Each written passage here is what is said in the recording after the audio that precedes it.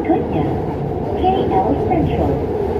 Stesen sambungan ke MRT Laluan Sungai Buloh Kajang, Laluan Monorail KL, KTM, dan KRL. Assalamualaikum, halo guys, ya bertemu kembali, berjumpa lagi pastinya dengan Bang Yusuf. Apa kabar? Apa kabar geng? Semoga kabar Anda semua baik-baik dan dalam keadaan sehat. Ya, kita doakan saudara-saudara kita dimanapun juga berada yang terkena musibah, bencana atau sebagainya. Semoga dimudahkan segala urusan dan tabah menghadapi ujian ini ya guys. Bang, kenapa sih ramai ya pekerja-pekerja khususnya dari Indonesia ya, TKI Indonesia ini betah atau bertahan lama kerja di Malaysia? Ada apa di Malaysia nih geng, ya kan?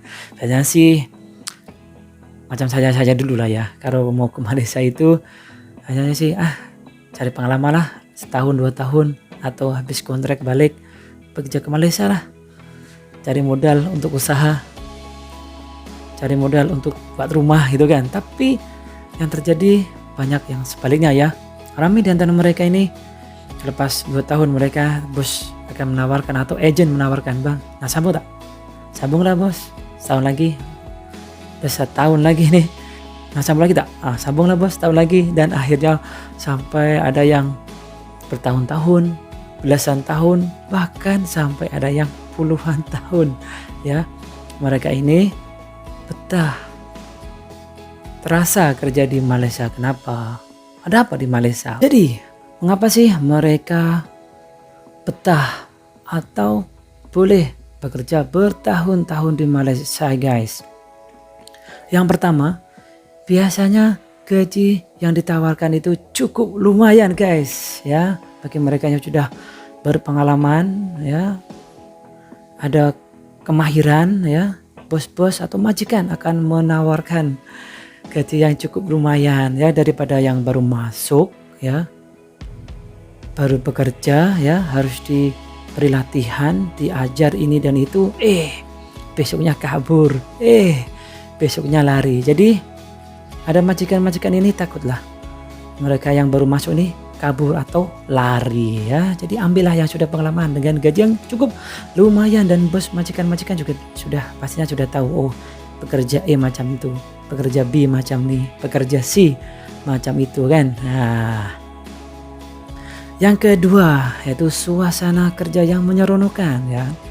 Ada bos yang baik ya, gaji yang cukup lumayan kan, kawan-kawan yang baik. Dan biasanya kalau korang bekerja di Malaysia, korang akan berkawan ya dengan berbagai bangsa ya, dari Bangladesh, dari Myanmar, Filipina, Thailand, dan pokoknya berbagai bangsa adalah. Jadi korang akan merasa seronok dan korang akan belajar budaya mereka. And seterusnya yang nomor 3 ini guys, tempat tinggal yang selesa. Biasanya majikan-majikan atau agen ya akan menyediakan tempat yang selesa di apartemen nih ya. Biasa dulu saja juga di apartemen ya, apartemen Prima Bayu. Wah, ada kolam renangnya kan. Jadi kalau tempat tinggal juga selesa pasti betah kan. Oh, ada kolam renang, ada gym, wah kan best. And terusnya yang nomor 4, fasilitas yang lengkap di tempat tinggal atau persekitaran itu fasilitasnya lengkap ya, atau serba adalah ya. Dekat dengan stasiun LRT, stasiun KTM, BRT, ya. Ada kedai dobi, kedai runcit, pokoknya serba ada ya. Korang turun dari tingkat 18 guna lifting, turun sampai bawah sudah ada minimarket kan. Walaupun itu kedai-kedai Aceh ya, ataupun itu kedai-kedai Bangladesh ya, ada kedai dobi, pokoknya serba ada. Jadi wah, enak juga kerja di Malaysia kan. Nah gitu.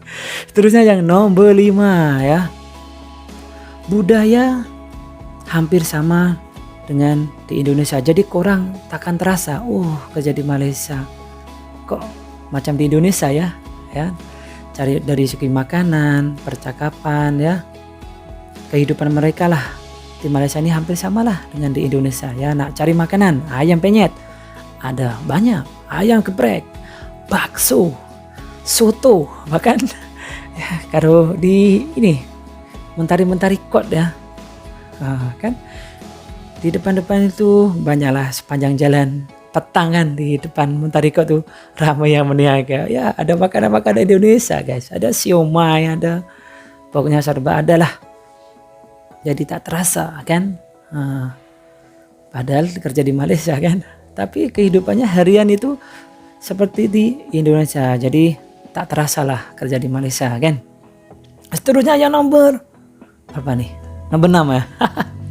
Susah cari pekerjaan dengan gaji yang cukup lumayan di Malaysia, atau susah cari pekerjaan dengan pendidikan yang pas-pasan di Indonesia kan.